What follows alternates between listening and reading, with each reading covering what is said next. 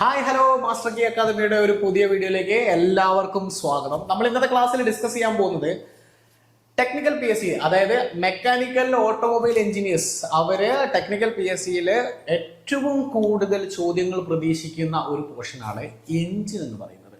അപ്പോൾ ഇന്നത്തെ ക്ലാസ്സിൽ നമ്മൾ ഡിസ്കസ് ചെയ്യുന്നത് എഞ്ചിന്റെ എൻറ്റയർ ഭാഗങ്ങൾ നമ്മൾ ഈ ക്ലാസ്സിലൂടെ സ്റ്റാർട്ട് ചെയ്ത് വെക്കുകയാണ്. അപ്പൊ മക്കളെ എന്തായാലും എന്ത് ചെയ്യാ, നോട്ട് പ്രിപ്പയർ ചെയ്ത് വെച്ചോളാം. അടിപൊളിയായിട്ട് എന്ത് ചെയ്യാ, ഈ ഒരു പോർഷൻ എന്ന് പറഞ്ഞു കഴിഞ്ഞാൽ, എഞ്ചിൻ എന്ന് പറഞ്ഞു കഴിഞ്ഞാൽ നിങ്ങൾക്ക് എല്ലാവർക്കും അറിയാം. ഏതൊരു എക്സാം നോക്കി കഴിഞ്ഞാലും, അതുപോലെ തന്നെ ഏതൊരു കോമ്പറ്റേറ്റീവ് എക്സാം നോക്കി കഴിഞ്ഞാലും, ബി എസ് സി ആയാലും SS ആയാലും, ഏത് RRB റെയിൽവേ ടെക്നിക്കൽ എക്സാം ഏത് നോക്കി കഴിഞ്ഞാലും അവിടെ technical P S C automobile related ആയിട്ട് എഞ്ചിൻ എന്ന് പറയുന്നത് വലിയൊരു അവിഭാജ്യമായിട്ടുള്ള ഒരു ഘടകമാണെന്ന് നമുക്കറിയാം. ഓക്കെ, നമുക്ക് ഇന്നത്തെ ക്ലാസ്സിൽ ഡിസ്കസ് ചെയ്യാൻ പോകുന്നത് എഞ്ചിൻ എന്ന് പറയുന്ന ഏറ്റവും ഇമ്പോർട്ടന്റ് ആയിട്ടുള്ള ഒരു സെക്ഷൻ ആണെന്ന് മനസ്സിലാക്കി വെക്കുക. ഓക്കെ, എന്തായിരുന്നു എഞ്ചിൻ എന്ന് പറഞ്ഞു കഴിഞ്ഞാൽ? എന്താ എഞ്ചിൻ എന്ന് പറഞ്ഞു കഴിഞ്ഞാൽ നോക്കാം. എഞ്ചിൻ എന്ന് പറഞ്ഞാൽ engine is A machine that convert heat energy into the mechanical energy. ഇങ്ങനെ തന്നെ പഠിച്ചു വെച്ചോളാം. ഓക്കെ, ഇങ്ങനെ തന്നെ പഠിച്ചു വെച്ചോളാം. ചോദ്യം ഇങ്ങനെയാണ് വരുന്നത്. എഞ്ചിൻ എന്ന് പറഞ്ഞു കഴിഞ്ഞാൽ ഹീറ്റ് എനർജിയെ മെക്കാനിക്കൽ എനർജിയാക്കി മാറ്റുന്ന ഒരു മെഷീനാണ്. അങ്ങനെ തന്നെയല്ലേ നമ്മൾ പഠിച്ചിട്ടുണ്ടായിരുന്നത്. ഹീറ്റ് എനർജിയെ മെക്കാനിക്കൽ എനർജിയാക്കി മാറ്റുന്ന ഒരു മെഷീനെയാണ് നമ്മൾ എന്ത് പറയുന്നത്, എഞ്ചിൻ എന്ന് പറഞ്ഞിട്ടുണ്ടായിരുന്നത്. അപ്പൊ പി എസ് സി എക്സാമിന് എങ്ങനെയാ ചോദിക്കുക? ഓപ്ഷൻസ് വരും. എഞ്ചിൻ എന്ന് പറഞ്ഞു കഴിഞ്ഞാൽ വാട്ട് ഈസ് എഞ്ചിൻ എന്ന് ചോദിച്ചു കഴിഞ്ഞാൽ options heat energy to mechanical energy, അല്ലെങ്കിൽ കെമിക്കൽ എനർജി, അങ്ങനെ പലതരത്തിൽ ചോദിക്കും. അപ്പൊ നമുക്ക് വരുന്നത് എന്താണ്? ഹീറ്റ് എനർജിന്ന് മെക്കാനിക്കൽ എനർജി ആയിട്ട് മാറ്റുന്ന ഒരു മെഷീനെയാണ് എന്ത് പറയുന്നത്, എഞ്ചിൻ എന്ന് പറഞ്ഞിട്ടുള്ളത്. അത് മനസ്സിലാക്കി വെച്ചോളാം. റെഡി?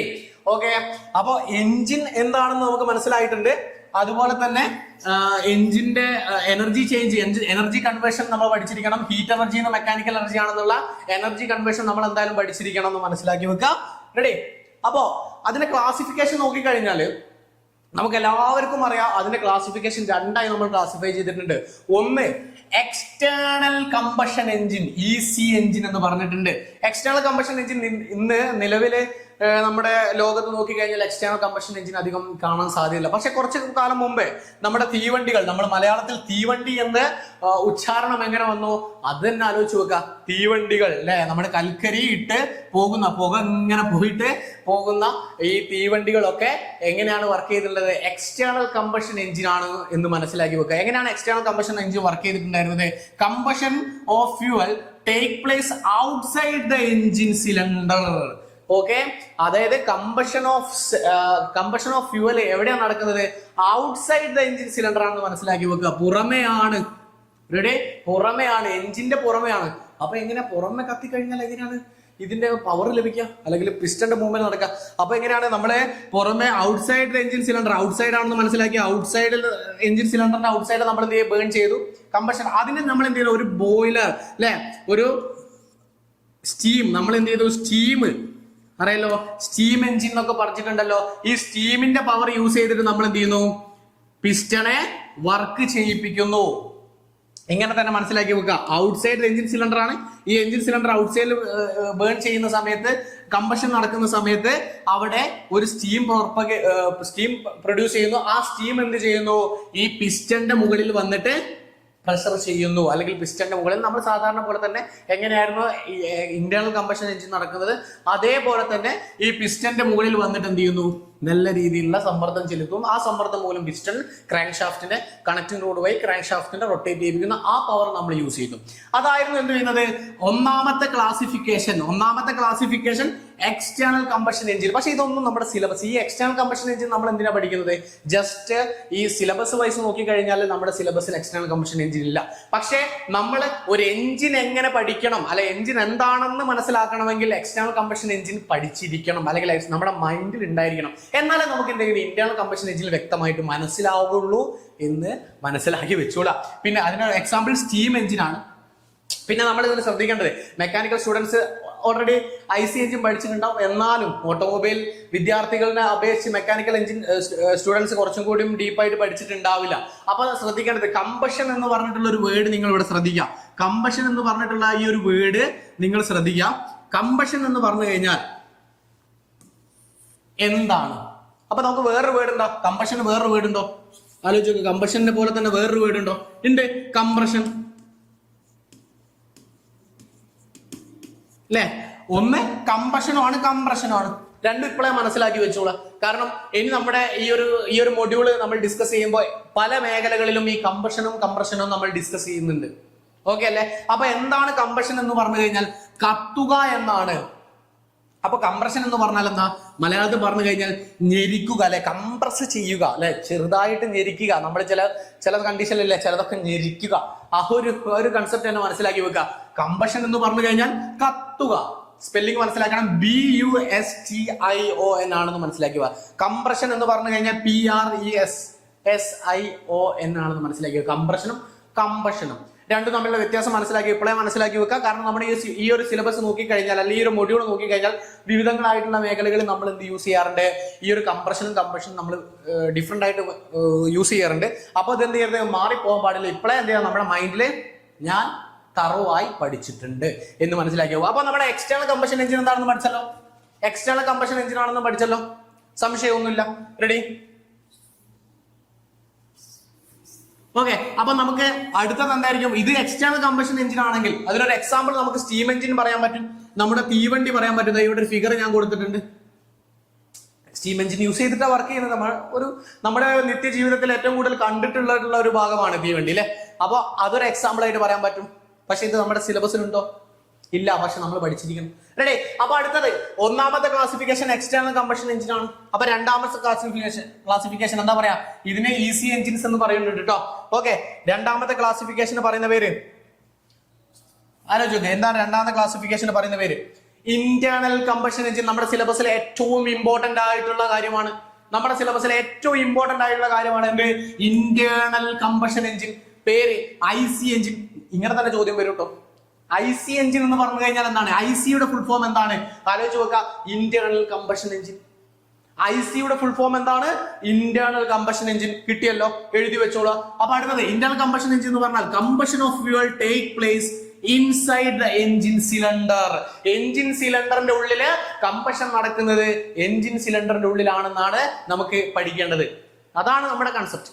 ഇവിടെയാണ് നമ്മൾ സ്റ്റാർട്ട് ചെയ്യുന്നത്. ഇതാണ് നമ്മുടെ എന്തെങ്കിലും മൂലബിന്ദു എന്ന് പറയുന്നത്. ഓക്കെ. ഇവിടെയാണ് നമ്മൾ സ്റ്റാർട്ട് ചെയ്യുന്നത്. Combustion of fuel take place inside the engine cylinder. Engine സിലിണ്ടറിന്റെ ഉള്ളിലാണ് നമ്മൾ എന്ത് ചെയ്യുന്നത്? ഫ്യൂവൽ ബേൺ ചെയ്യുന്നത് എന്ന് മനസ്സിലാക്കി വെക്കുക. Examples: automobile, petrol engine and diesel engines. ഓട്ടോമൊബൈലിന്റെ പെട്രോൾ എഞ്ചിനും ഡീസൽ എഞ്ചിനും നമ്മൾ ഇതിൽ എക്സാമ്പിൾ ആണ്. മറ്റു വിവിധങ്ങളായിട്ടുള്ള എക്സാമ്പിളുകൾ ഉണ്ട് കേട്ടോ, കുറെ എക്സാമ്പിൾസ് ഉണ്ട്.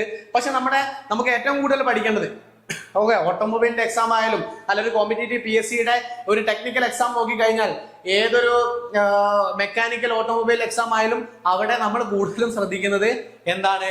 ഓട്ടോമൊബൈലിന്റെ പെട്രോൾ എഞ്ചിനും ഡീസൽ എഞ്ചിനും ആണ് സിലബസിൽ കോൺസെൻട്രേറ്റ് ചെയ്യുന്നത്. ഓക്കെ അല്ലേടാ? കിട്ടിയിട്ടുണ്ടെന്ന് വിചാരിക്കുന്നു. ഓക്കെ. അപ്പൊ ഒരിക്കൽ കൂടി പറഞ്ഞാൽ ഫ്യൂവൽ ടേക്ക് പ്ലേസ്, കമ്പഷൻ നടക്കുന്നത്. കമ്പഷൻ എന്ന് പറഞ്ഞാൽ എന്തായിരുന്നു? കത്തുക. റെഡി? അപ്പൊ കത്തുന്നത് എവിടെയാണ്? Inside the engine cylinder. Engine സിലിണ്ടറിന്റെ ഉള്ളിലാണെങ്കിൽ നമ്മൾ എന്ത് പറയുന്നു? Internal combustion engine. അതിന്റെ ഫുൾ ഫോം എന്തായിരുന്നു? IC എഞ്ചിൻ എന്നാ പറഞ്ഞത്. മറ്റേതെന്തായിരുന്നു? EC എഞ്ചിൻ ആണ്. എക്സ്റ്റേണൽ കമ്പഷൻ എഞ്ചിന്റെ ഫുൾ ഫോം EC ആയിരുന്നു. EC അല്ലേ? EC. ഇതെന്താണ്? IC ആണ്, ഇന്റേണൽ കമ്പഷൻ എഞ്ചിൻ ആണ്. മനസ്സിലാക്കി വെച്ചോളാ. റെഡി? ഓക്കെ. അപ്പൊ നമുക്ക് ഈ ഒരു രണ്ട് ഭാഗങ്ങളും ഈ രണ്ട് കൺസെപ്റ്റും നിങ്ങൾക്ക് ബേസ് ആയി മനസ്സിലായിട്ടുണ്ടെന്ന് വിചാരിക്കുന്നു. കാരണം ഇതാണ് നമ്മുടെ തുടക്ക ഭാഗം.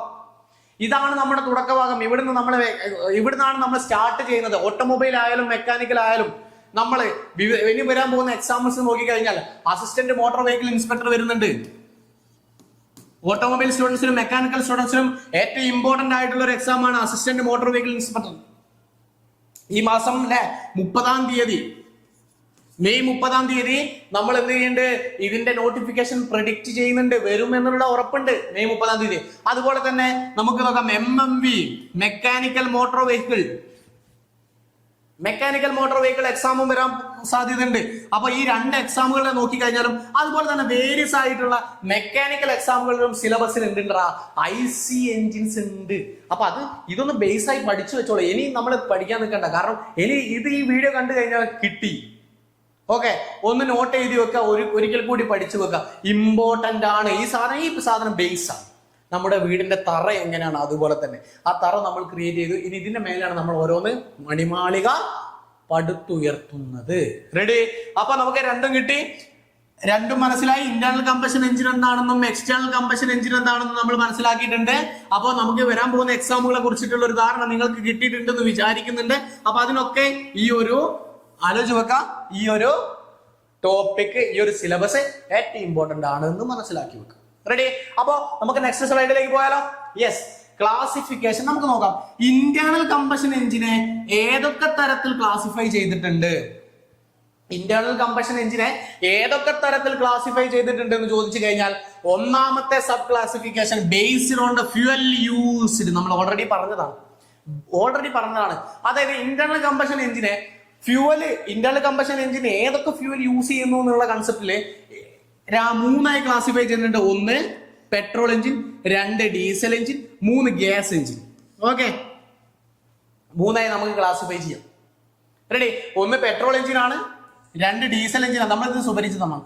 ഇപ്പോ ഈ നമ്മുടെ കുറച്ച് കാലങ്ങളായിട്ട് നമ്മുടെ കേരളത്തിൽ ഇലക്ട്രിക്കൽ വാഹനവും അതുപോലെ തന്നെ CNG കംപ്രസ്ഡ് നാച്ചുറൽ ഗ്യാസിന്റെ ഒക്കെ വാഹനങ്ങൾ വന്നതുകൊണ്ട് നമുക്ക് ഈ 3ആമത് സുപരിചിതമായി വരുന്നുണ്ട്.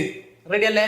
അപ്പോ ഇത് എന്ത് ക്ലാസിഫിക്കേഷൻ ആണ് ചോദിച്ചു കഴിഞ്ഞാൽ, based on the fuel use ചെയ്യുന്ന കൺസെപ്റ്റില് ഇന്റേണൽ കമ്പഷൻ എഞ്ചിൻ ഏത് ഫ്യൂവലിനോടാണ് യൂസ് ചെയ്യുന്നത് അത് നമ്മൾ ക്ലാസിഫൈ ചെയ്തിട്ടുള്ളത് ഇത് 3 എണ്ണമായിട്ടാണെന്ന് മനസ്സിലാക്കി വെക്കുക. 3 എണ്ണാണുള്ളത്: പെട്രോൾ എഞ്ചിൻ, ഡീസൽ എഞ്ചിൻ, അതുപോലെ തന്നെ ഗ്യാസ് എഞ്ചിൻ. മനസ്സിലായോ?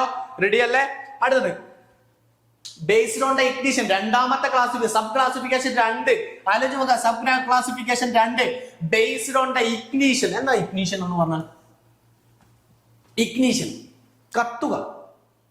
അപ്പൊ കമ്പഷനും ഇഗ്നിഷനും തമ്മിൽ എന്താ വ്യത്യാസം? അതായത് ഇഗ്നീഷൻ എന്ന് പറഞ്ഞു കഴിഞ്ഞാൽ നമ്മള് ചില കത്താൻ വേണ്ടി നമ്മൾ പല സാഹചര്യങ്ങൾ ക്രിയേറ്റ് ചെയ്യാറുണ്ട് അല്ലെ? നമ്മൾ വീടിന്റെ അടുക്കളയിൽ നോക്കിക്കഴിഞ്ഞാൽ ലൈറ്റർ യൂസ് ചെയ്യാറുണ്ട്, സിഗർ ലൈറ്റ് യൂസ് ചെയ്യാം. അപ്പൊ അതുപോലെ തന്നെ നമുക്ക് കമ്പഷൻ നടക്കാൻ വേണ്ടി, സ്റ്റാർട്ട് ചെയ്യാൻ വേണ്ടി നമ്മൾ യൂസ് ചെയ്യുന്ന ഒരു മീഡിയം, അതിനാണ് നമ്മൾ ഇഗ്നീഷൻ എന്ന് പറയുന്നത്. ആലോചിച്ച് വെക്കുക, നമ്മുടെ കമ്പഷൻ നടക്കാൻ വേണ്ടിയിട്ട്, കമ്പഷൻ കണ്ടിന്യൂസ്ലി നടക്കുന്ന ഒരു പ്രോസസ്സാണ്. കമ്പഷൻ നമ്മൾ കത്തുക, ഇങ്ങനെ ഒരു തീ കത്തിക്കൊണ്ടിരിക്കുന്നതിനാണ് നമ്മൾ കമ്പഷൻ എന്ന് പറയുന്നത്. റെഡി അല്ലേ? അപ്പൊ അത് കത്തണമെങ്കിൽ, ഇതൊരു വിറകാണെന്ന് വിചാരിക്കുക അല്ലെ, ഇതൊരു സോഴ്സ് ആണ്. സോഴ്സ് കത്തണമെങ്കിൽ നമ്മൾ എന്ത് ചെയ്യണം? ഒന്നല്ലെങ്കിൽ സിഗർലൈറ്റിനോട് കത്തിക്കണം, അല്ലെങ്കിൽ നമ്മൾ എന്ത് ചെയ്യണം? മറ്റ് മാച്ച് ബോക്സ് ഒക്കെ യൂസ് ചെയ്ത് കത്തിക്കണം. ആ ഒരു കാര്യത്തിന് നമ്മൾക്ക് എന്താ പറയാൻ പറ്റും? ഇഗ്നീഷ്യൻസ് എന്ന് പറയാൻ പറ്റും. ജസ്റ്റ് അങ്ങനെ ഒന്ന് മനസ്സിലാക്കിയ ഒരു ഐഡിയ ഇല്ലാത്തവർക്ക് വേണ്ടിയിട്ടാണ് ഇങ്ങനെ എക്സാമിന് അങ്ങനെ ഒന്നും വിചാരിച്ചു വെക്കല്ലേ. നമുക്ക് ആലോചിച്ച് വെക്കാം, കത്താൻ വേണ്ടി സഹായിക്കുന്ന കാര്യം, ഓക്കെ, കമ്പഷൻ ചെയ്യാൻ വേണ്ടി സഹായിക്കുന്നത്, സ്റ്റാർട്ടിംഗ് പർപ്പസിന് വേണ്ടിയിട്ട് അല്ലെ? അപ്പൊ നമുക്ക് 2ആയി ക്ലാസിഫൈ ചെയ്തിട്ടുണ്ട്. 1 സ്പാർക്ക് ഇഗ്നിഷൻ, ഫുൾ ഫോം ആലോചിച്ച് വെക്കണേ. സ്പാർക്ക് ഇഗ്നിഷൻ ഫുൾ ഫോം ആലോചിച്ച് വെക്കണേ. എക്സാമിന് ചോദിക്കുന്നുണ്ട്. എന്താണ്? SI എഞ്ചിൻ എന്നാണ് മനസ്സിലാക്കി വെക്കുക. സ്പാർക്ക് ഇഗ്നിഷൻ SI എഞ്ചിൻ ആണെന്ന് മനസ്സിലാക്കി വെക്കുക. ഓക്കെ, അതിന്റെ example petrol engine. Spark ignition engine petrol engine ആണ്. ആലോചിച്ച് വെച്ചോടാ. സ്പാർക്ക് ഇഗ്നിഷൻ എഞ്ചിൻ എന്ന് പറഞ്ഞാൽ പെട്രോൾ എഞ്ചിൻസ് ആണ്. ആലോചിച്ച് വെച്ചോളൂ, വേറൊരു സംശയം വേണ്ട. അതെങ്ങനെ വരുന്നുണ്ട് നമ്മൾ എന്ത് ചെയ്യണ്ടേ? ഇതിന്റെ ഡിസ്കസ് ചെയ്യുന്ന സമയത്ത് നമുക്ക് മനസ്സിലാകും എങ്ങനെയാണ് സ്പാർക്ക് ഇഗ്നിഷൻ എഞ്ചിൻ പെട്രോൾ എഞ്ചിനായി മാറിയത് എന്നുള്ളത് മനസ്സിലാവും. റെഡി? രണ്ടാമത് കംപ്രഷൻ ഇഗ്നിഷൻ ഇവിടെ വന്നു അല്ലെ? ഇവിടെ ഈ വേർഡ് വന്നു, കംപ്രഷൻ എന്തായിരുന്നു? ഞെരിക്കുക. മലയാളത്തിൽ പറഞ്ഞാൽ ഞെരിക്കുക. അപ്പൊ ആലോചിച്ച് വെച്ചോ, compression ignition engine CI engine, compression ignition engine CI engine, രണ്ടും കിട്ടിയല്ലോ. അതിനൊരു എക്സാമ്പിൾ പറഞ്ഞാൽ എന്താ? Diesel engines. അതിനൊരു എക്സാമ്പിൾ പറഞ്ഞാൽ ഏതാണ്? Diesel engines. അപ്പോ ഇവിടെ ഈ ഒരു സ്ലൈഡിൽ നമ്മൾ ബേസിക്കലി ആയിട്ട് മനസ്സിലാക്കി വെക്കേണ്ടത്, സ്പാർക്ക് ഇഗ്നിഷൻ എഞ്ചിൻ എന്ന് പറഞ്ഞു കഴിഞ്ഞാൽ പെട്രോൾ എഞ്ചിൻ, അതായത് പെട്രോൾ എഞ്ചിൻ ഇന്റേണൽ കമ്പഷൻ ആയിട്ടുള്ള പെട്രോൾ എഞ്ചിൻ വർക്ക് ചെയ്യുമ്പോൾ, ഇന്റേണൽ കമ്പഷൻ ആയിട്ടുള്ള പെട്രോൾ എഞ്ചിൻ ഫ്യൂവൽ യൂസ് ചെയ്യുന്നത് പെട്രോൾ ആണ്. ആ പെട്രോൾ ഇന്റേണൽ കമ്പഷൻ എഞ്ചിനിൽ പെട്രോൾ യൂസ് ചെയ്യുന്ന സമയത്ത് അവിടെ നമ്മൾ കൊടുക്കേണ്ട ഇഗ്നിഷൻ എന്ന് പറഞ്ഞാൽ സ്പാർക്ക് ഇഗ്നിഷൻ ആണ്. അറിയാത്തവർക്ക് വേണ്ടിയിട്ട്, അറിയുന്നവർക്ക് എന്തായാലും അറിയാം, എന്നാൽ കേട്ടിരുന്നപ്പോഴാണ്. അറിയാത്തവർക്ക് ഉണ്ട്, ചിലപ്പോൾ ഇത് കത്താത്ത കുറെ ആൾക്കാരുണ്ട്, അവർക്ക് വേണ്ടിയിട്ട്. ഓക്കെ, രണ്ടാമത്തത് ഡീസൽ ഇന്റേണൽ കമ്പഷൻ എഞ്ചിനില് IC എഞ്ചിനില് എന്താണ് യൂസ് ചെയ്യുന്നത്? IC എഞ്ചിൻസിൽ ഡീസൽ ആണ് യൂസ് ചെയ്യുന്നതെങ്കിൽ, ഫ്യൂവലായിട്ട് ഡീസൽ ആണ് യൂസ് ചെയ്യുന്നതെങ്കിൽ നമ്മൾ അവിടെ ചെയ്യേണ്ട പ്രോസസ് കംപ്രഷൻ ഇഗ്നിഷൻ ആണ്.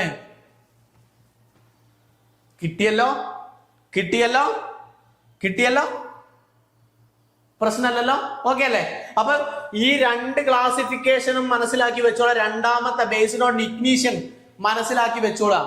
മൂന്നാമത്തെ സബ് ക്ലാസിഫിക്കേഷൻ 3 ഏതാണ് വരുന്നത്? മൂന്നാമത്തെ സബ് ക്ലാസിഫിക്കേഷൻ ഏതാണ് വരുന്നത്? Based on the number of stroke. എന്താണ് സ്ട്രോക്ക്? ഇത് ഒന്ന് ആലോചിച്ച് വെക്കുക. കാരണം നമ്മൾ ഇത് അടുത്ത സ്ലൈഡിൽ നമ്മൾ ഡിസ്കസ് ചെയ്യുന്നുണ്ട്. അപ്പൊ internal combustion engine based on the number of stroke എന്ന് പറഞ്ഞു കഴിഞ്ഞാൽ രണ്ടായി ക്ലാസിഫൈ ചെയ്തിട്ടുണ്ട്. 2 സ്ട്രോക്ക് എഞ്ചിനും 4 സ്ട്രോക്ക് എഞ്ചിനും. കിട്ടിയല്ലോ? അപ്പൊ ഇതിനെ നമ്മള് ഇപ്പൊ സ്ട്രോക്ക് എന്ന് പറഞ്ഞാൽ എന്താണ് സാറേ? സ്ട്രോക്ക് എന്ന് പറഞ്ഞാൽ എന്താണെന്ന് അറിയാത്ത കുറെ വിദ്യാർത്ഥികളുണ്ട്, അല്ല അറിയുന്നവരുണ്ട്. അപ്പൊ അറിയാത്തവര് ബുദ്ധിമുട്ട് പേടിക്കൊന്നും വേണ്ട. നമ്മൾ ഇതിൽ ഡിസ്കസ് ചെയ്യുന്നുണ്ട് എന്താണ് സ്ട്രോക്ക് എന്ന് പറഞ്ഞാൽ. സിമ്പിൾ ആയിട്ട് മനസ്സിലാവാൻ പറ്റും, സിമ്പിൾ ആയിട്ട് കിട്ടും. അപ്പൊ based on the number of stroke അതിനെ രണ്ടായി തരംതിരിച്ചിട്ടുണ്ട്. 2 സ്ട്രോക്ക് എഞ്ചിനും അതുപോലെ തന്നെ 4 സ്ട്രോക്ക് എഞ്ചിനും. അത് അങ്ങനെ തന്നെ പഠിച്ചു വെച്ചോളാം, എഴുതി വെച്ചോളാം, നമുക്ക് ഡിസ്കസ് ചെയ്യാം, ടെൻഷൻ വേണ്ട. റെഡി? അപ്പൊ നോക്കാം അടുത്തത് ഏറ്റവും നാലാമത്തെ നമ്മൾ പറഞ്ഞിട്ടുണ്ടായിരുന്നത്. നാലാമത്തെ sub classification based on the thermodynamic cycle. ഏറ്റവും ഇമ്പോർട്ടന്റ് ആയിട്ടുള്ള ഒരു കാര്യമാണ് ബേസ്ഡ് ഓൺ ദ തെർമോഡൈനാമിക്സ്. നമുക്കറിയാം മെക്കാനിക്കൽ എഞ്ചിനീയറിംഗിൽ ഏതൊരു സൈക്കിൾ വർക്ക് ചെയ്യുന്നത് എന്താണ്? തെർമോഡൈനാമിക്കിലാണെന്ന് മനസ്സിലാക്കി വെക്കാം. ഏതൊരു സൈക്കിൾ നോക്കിക്കഴിഞ്ഞാൽ തെർമോഡൈനാമിക് പ്രോസസ്സാണ്, ഹീറ്റ് റിലേറ്റഡ് ആയിട്ടുള്ള പ്രോസസ്സാണ്, അല്ലെ? ഹീറ്റ് റിലേറ്റഡ് ആയിട്ടുള്ള പ്രോസസ്സാണ്, ഹീറ്റിനെ കൺവേർഷൻ ചെയ്യുന്ന പ്രോസസ്സാണ്, എനർജി കൺവേർഷൻ ചെയ്യുന്ന പ്രോസസ്സാണ്. അപ്പൊ അതിന് നമ്മൾ പറയുന്നത് തെർമോഡൈനാമിക് സൈക്കിൾ എന്നാണ്. Thermodynamic cycle. അപ്പൊ നമ്മൾ അതിനെ 3ആയി തരംതിരിച്ചിട്ടുണ്ട്: Otto cycle, diesel cycle, dual cycle. ആലോചിച്ച് വെക്കുക. ഡീസൽ സൈക്കിൾ എന്ന് പറഞ്ഞു കഴിഞ്ഞാൽ ഡീസൽ എഞ്ചിൻ വർക്ക് ചെയ്യുന്നത് കിട്ടി, നിങ്ങൾ ആ പേര് തന്നെ കിട്ടിയിട്ടുണ്ടെന്ന് മനസ്സിലായി. ഒന്നാമത് നോക്കി കഴിഞ്ഞാൽ ഓട്ടോ സൈക്കിൾ. അതെന്താണ്? പെട്രോൾ എഞ്ചിനാണ്. കിട്ടിയല്ലോ? അപ്പൊ മനസ്സിലാക്കി വെക്കുക. ഓട്ടോ സൈക്കിൾ എന്ന് പറഞ്ഞാൽ പെട്രോൾ എഞ്ചിൻ, ഡീസൽ സൈക്കിൾ എന്ന് പറഞ്ഞാൽ പേരുള്ളോടം തന്നെ ഡീസൽ എഞ്ചിൻ ആണ്. ഡ്യുവൽ സൈക്കിൾ എന്ന് പറഞ്ഞാൽ നമ്മൾ ഇതിന്റെയും രണ്ടിന്റെയും കോമ്പിനേഷൻ ഡ്യുവൽ സൈക്കിൾ. ഓക്കെ അല്ലേ? റെഡി അല്ലേ? കിട്ടിയല്ലോ? അപ്പൊ ഇതിന്റെ based on the thermodynamic cycle. എന്താ തെർമോഡൈനാമിക്സ് എന്നൊക്കെ നമുക്ക് ഡിസ്കസ് ചെയ്തിട്ടുണ്ട്, മെക്കാനിക്കൽ എഞ്ചിനീയറിംഗിൽ ഡിസ്കസ് ചെയ്തിട്ടുണ്ടെന്ന് വിചാരിക്കുന്നു. നമുക്ക് എന്താ പറയാ, കൺവേർഷൻ ഓഫ് ഹീറ്റ്, അല്ലെ? റിലേഷൻ ഓഫ് ഹീറ്റും അതുപോലെ തന്നെ എനർജിയുമായിട്ടുള്ള കൺവേർഷൻ നമ്മൾ തെർമോഡൈനാമിക്സ് എന്നൊക്കെ നമ്മൾ പഠിച്ചിട്ടുണ്ട്. പോളിയിൽ പഠിച്ചിട്ടുണ്ട്, ബിടെക് പഠിച്ചിട്ടുണ്ട്, എല്ലാം നമ്മൾ പഠിച്ചിട്ടുണ്ട്, അല്ലെ? ഇതൊക്കെ നമ്മൾ പഠിച്ച കാര്യങ്ങൾ തന്നെയാ. വലിയ ഇമ്പോർട്ടന്റ് ആയിട്ടുള്ള വേറെ നമ്മളൊന്നും ആഡ് ചെയ്തിട്ടില്ല. ഇതൊക്കെ നമ്മൾ പഠിച്ച നമ്മുടെ മൈൻഡിന്റെ ഏതൊരു കോർണറിൽ ഉണ്ടാവും. അത് നമ്മളൊന്ന് പൊടി തട്ടി എടുത്താൽ നമുക്ക് ഈ ഒരു എക്സാം സുഖമായിട്ട്. ഏതൊക്കെ എക്സാം ഉണ്ട്? AMV വലിയ സാധ്യതകളുണ്ട്, അല്ലെ? AMV ഉണ്ട്, MMV ഉണ്ട്, അതുപോലെ തന്നെ ഡീസൽ മെക്കാനിക്സിന്റെ എക്സാമുകൾ വരുന്നുണ്ട്. അതുപോലെ തന്നെ വേരിയസ് മെക്കാനിക്കൽ റിലേറ്റഡ് ആയിട്ടുള്ള വേരിയസ് ഡിപ്പാർട്ട്മെന്റിലേക്ക് എക്സാമുകൾ വരുന്നുണ്ട്. അപ്പോൾ അതൊക്കെ ഒരു അവസരമാണ്. അവസരത്തിലേക്ക് നമ്മൾ തീർത്ത് വെറുതെ നിൽക്കല്ലേ, എഫേർട്ട് എടുത്തുകൊണ്ടേ ഇരിക്കാന്ന് മനസ്സിലാക്കി വെക്കുക. അപ്പൊ അതൊക്കെ നമ്മൾ പഠിച്ചതാണെന്ന് മനസ്സിലാക്കി വെക്കുക. അപ്പൊ തെർമോഡൈനാമിക് സൈക്കിൾ ഹീറ്റുമായി റിലേറ്റ് ചെയ്യുന്നത് എന്ന് മനസ്സിലാക്കി വെക്കുക. അപ്പൊ തെർമോഡൈനാമിക് സൈക്കിളിനെ 3ആയി ക്ലാസിഫൈ ചെയ്തിട്ടുണ്ട്. ആ 3ആയി ക്ലാസിഫൈ ചെയ്ത് ഒന്നാമത് ഓട്ടോ സൈക്കിൾ, രണ്ടാമത് ഡീസൽ സൈക്കിൾ, മൂന്നാമത് ഡ്യുവൽ സൈക്കിൾ. മനസ്സിലാക്കി വെക്കുക, ഡ്യുവൽ സൈക്കിൾ, അല്ലെ? ഓട്ടോ സൈക്കിൾ എന്ന് പറഞ്ഞാൽ പെട്രോൾ എഞ്ചിൻസിലായിരുന്നു. ഡീസൽ സൈക്കിൾ എന്ന് പറഞ്ഞാൽ നേരെ പറഞ്ഞോടെ തന്നെ ഡീസൽ എഞ്ചിൻസ് ആണ്. അതുപോലെ തന്നെ ആലോചിച്ച് വെക്കുക, ഡ്യുവൽ സൈക്കിൾ എന്ന് പറഞ്ഞാൽ എന്താണ്? രണ്ടിന്റെയും കോമ്പിനേഷൻ ആണ്. നമുക്ക് പഠിക്കാം, ടെൻഷൻ ആവണ്ട. റെഡി? ഇനി നമ്മള് നേരത്തെ പറഞ്ഞു വെച്ചിട്ടുള്ള സ്ട്രോക്ക് കൺസെപ്റ്റ് ഒന്ന് പഠിക്കാം, അല്ലെ? നേരത്തെ നമ്മൾ ഒരു ക്ലാസിഫിക്കേഷൻ ഓഫ് സ്ട്രോക്ക് പഠിച്ചിട്ടുണ്ടായിരുന്നു. എങ്ങനെയാണ് ഇതിനെ നമ്മൾ ആ സ്ട്രോക്ക് എന്ന് പറഞ്ഞിട്ടുള്ള ആ ഒരു കൺസെപ്റ്റ് അത് എവിടെയാ വരുന്നത്? ടെർമിനോളജിയിലാണ്, എഞ്ചിൻ ടെർമിനോളജിയിലാണെന്ന് മനസ്സിലാക്കി വെക്കുക. എഞ്ചിന്റെ ടെർമിനോളജിയിലാണ് എന്ത് വരുന്നത്? ഈ സ്ട്രോക്കുമായിട്ടുള്ള കൺസെപ്റ്റ് മനസ്സിലാക്കുന്നത്. അപ്പൊ നേരത്തെ മനസ്സിലാവാത്തത് എഴുതി വെച്ച വിദ്യാർത്ഥികൾ ഒന്ന് ഇവിടെ ശ്രദ്ധിച്ചോളൂ. എന്താണ് സ്ട്രോക്ക് എന്ന് പറയുന്നത്? അതിനു മുമ്പേ സ്ട്രോക്ക് എന്താണെന്ന് പറയുന്നതിന് മുമ്പേ ഞാൻ നിങ്ങൾക്ക് പറയാം എന്താണ്, ആലോചിച്ച് വെക്കുക, എന്താണ് TDC എന്നും BDC എന്തെന്നും മനസ്സിലാക്കണം. എന്നാലേ നമുക്ക് സ്ട്രോക്ക് പറഞ്ഞിട്ട് കാര്യമുള്ളൂ. TDC എന്ന് പറഞ്ഞു കഴിഞ്ഞാൽ ആലോചിച്ച് നോക്കാം. TDC എന്ന് പറഞ്ഞു കഴിഞ്ഞാൽ ടോപ്പ് ഡെഡ് സെന്ററിന്റെ ചുരുങ്ങിയ രൂപമാണ് TDC. ആലോചിച്ച് വെക്കുക, ടോപ്പ് ഡെഡ് സെന്റർ. എക്സാമിന് ചോദിക്കും. TDCയുടെ ഫുൾ ഫോം എന്താണെന്ന് ചോദിക്കും. തെറ്റിക്കുന്ന കുറെ ആൾക്കാരുണ്ട്. പക്ഷെ നമ്മൾ എന്ത് അതിന് കിട്ടരുത്. TDCയുടെ full form top dead centre. BDCയുടെ ഫുൾ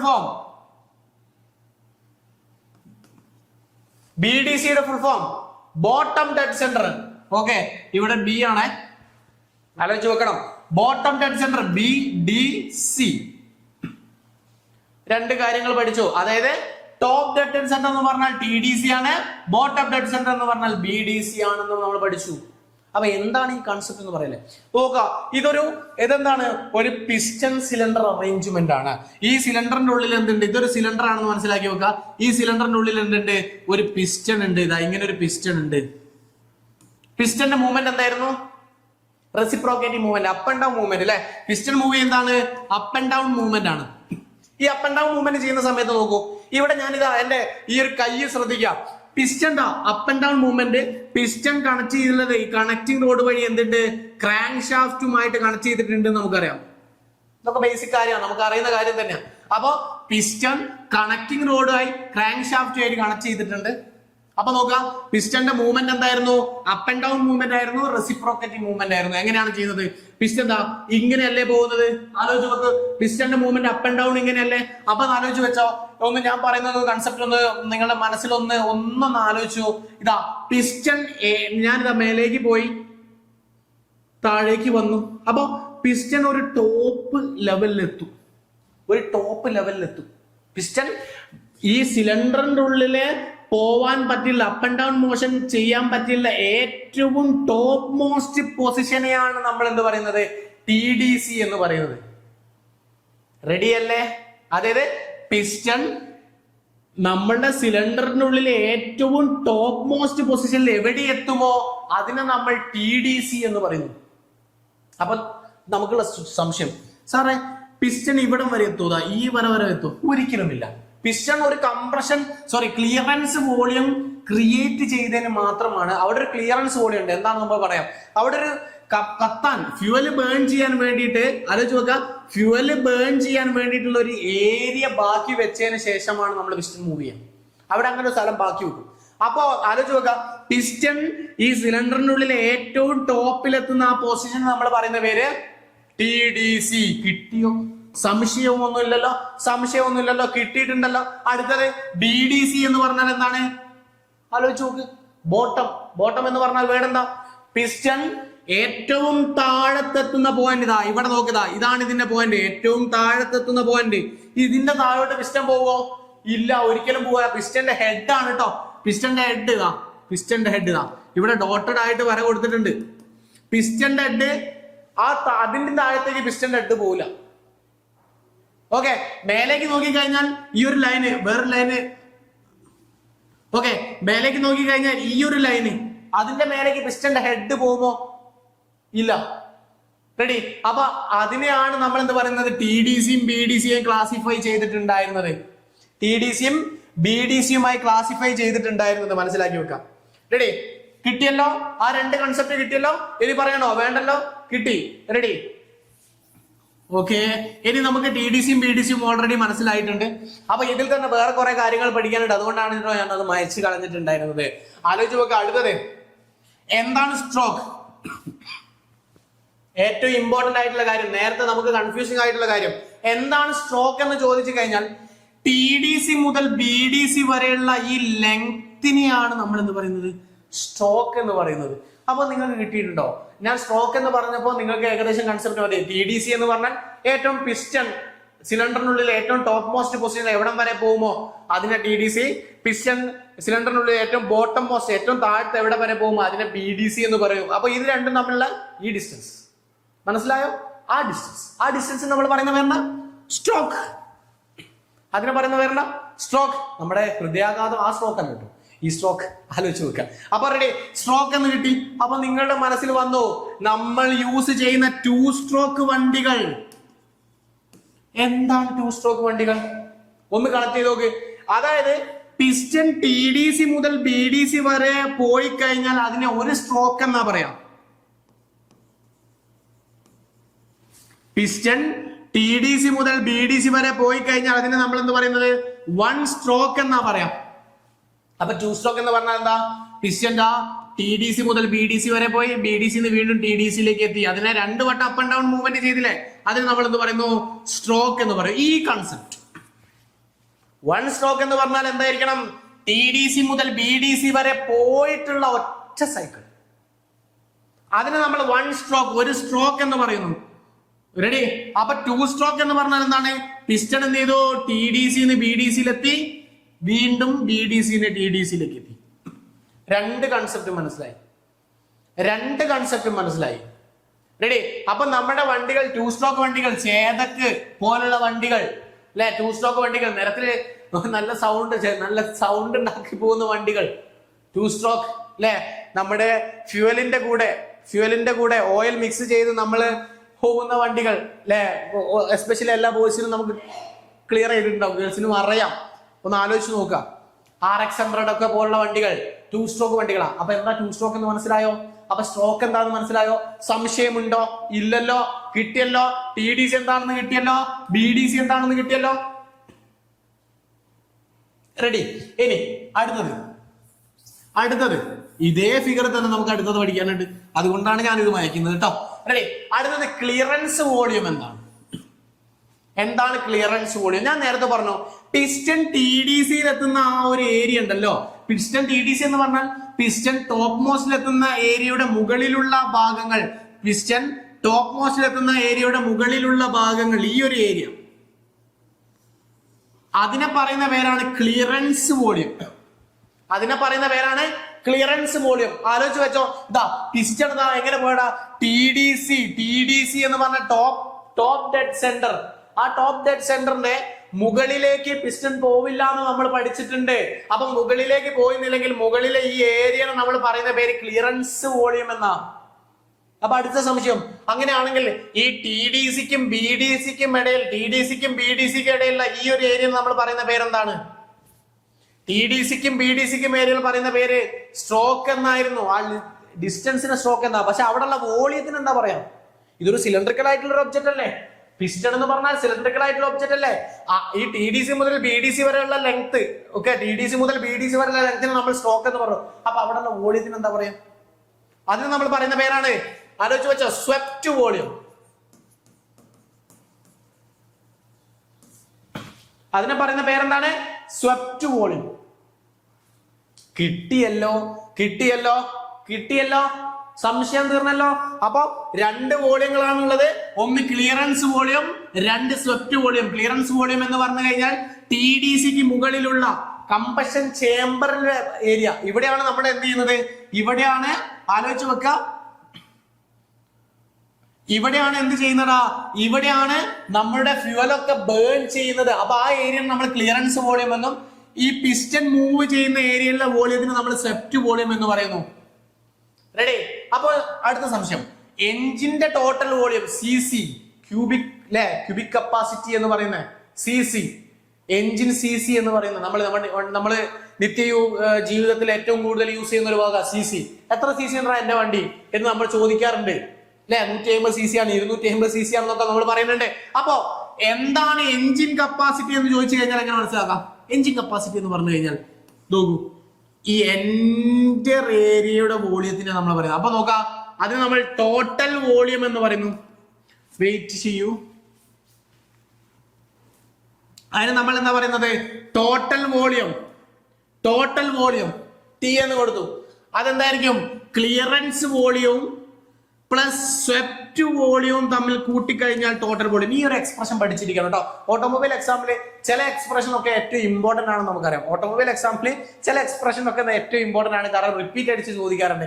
ഈ ഒരു എക്സ്പ്രഷൻ ചോദിക്കാറുണ്ട്, എഞ്ചിന്റെ ടോട്ടൽ വോളിയം എന്താണ്, അല്ലെങ്കിൽ CC എന്താണെന്ന് ചോദിച്ചു കഴിഞ്ഞാൽ clearance volume CV, clearance volume swept volume, clearance volume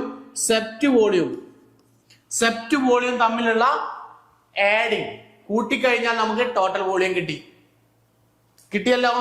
2 മനസ്സിലായല്ലോ? റെഡി? ഓക്കെ, നമുക്ക് ഇനി അടുത്തൊരു കൺസെപ്റ്റിലേക്ക് നിൽക്കാം. അടുത്ത കൺസെപ്റ്റ് ഏകദേശം കാര്യങ്ങൾ മനസ്സിലാക്കി. ഇനി ഇവിടെ സ്ട്രോക്ക് എന്താണെന്ന് പഠിച്ചിട്ടുണ്ട്. അങ്ങനെയാണെങ്കിൽ ഒരു സർക്കുലർ ഒബ്ജക്റ്റ് ആണെന്ന് ഞാൻ പറഞ്ഞിട്ടുണ്ട്. പിസ്റ്റൺ എന്ന് പറഞ്ഞാൽ ഒരു സർക്കുലർ ഒബ്ജക്റ്റാ. ഇത് പിസ്റ്റൺ ഇങ്ങനെ നിൽക്കാണ്. ഇത് ഞാൻ എന്ത് ചെയ്തു, ഇങ്ങനെ നിൽക്കുന്ന ഒരു പിസ്റ്റൺ ഞാൻ എന്ത് ചെയ്തു, ഇങ്ങനെ നോക്കി, മുകളിൽ നിന്ന് നോക്കി. ഇതിപ്പോ സൈഡിൽ നിന്ന് നിൽക്കുന്ന രീതിയിലാണ് ഫിഗർ വരച്ചിട്ടുള്ളത്. നമ്മൾ എന്ത് ചെയ്യുക, പിസ്റ്റൺ എടുത്തത് മുകളിൽ നിന്ന് നോക്കുക. മുകളിൽ നിന്ന് നോക്കുന്ന സമയത്ത് ആ പിസ്റ്റന്റെ രൂപം എന്തായിരിക്കും, ഒരു സർക്കുലർ ആയിട്ടുള്ള ഒരു രൂപമായിരിക്കും. സർക്കുലർ ആയിട്ടുള്ള രൂപം. ആ സർക്കിളിന്റെ ഡയമീറ്റർ, ഒരു എൻഡ് മുതൽ സെന്ററിലൂടെ വരയ്ക്കുന്ന ഡയമീറ്ററിന് എന്താ പേര് പറയാം? നമുക്ക് എല്ലാവർക്കും അറിയുന്നതാണ് ബോർ എന്ന് പറയുന്നത്. ചില വണ്ടികളുടെ പിസ്റ്റൺ കംപ്ലൈന്റ് ആയി കഴിഞ്ഞാൽ ബോർ ചെയ്യിപ്പിക്കാറുണ്ട് അല്ലെ. ബോർ ചെയ്യിപ്പിക്കുക എന്ന് പറഞ്ഞു കഴിഞ്ഞാൽ ഇതിന്റെ ഡയമീറ്റർ ഇൻക്രീസ് ചെയ്യിപ്പിക്കുക. മനസ്സിലാക്കുക, ഡയമീറ്റർ എന്ത് ചെയ്യുക, ഇൻക്രീസ് ചെയ്യിപ്പിക്കുക, ബോർ ചെയ്യാം. അപ്പൊ ഓവറോൾ ഡയമീറ്റർ ഇൻക്രീസ് ചെയ്യും, എഫിഷ്യൻസിക്കൊക്കെ ബാധിക്കുന്നുണ്ട്. അതൊക്കെ നമുക്ക് പഠിക്കേണ്ട കാര്യമാണ്.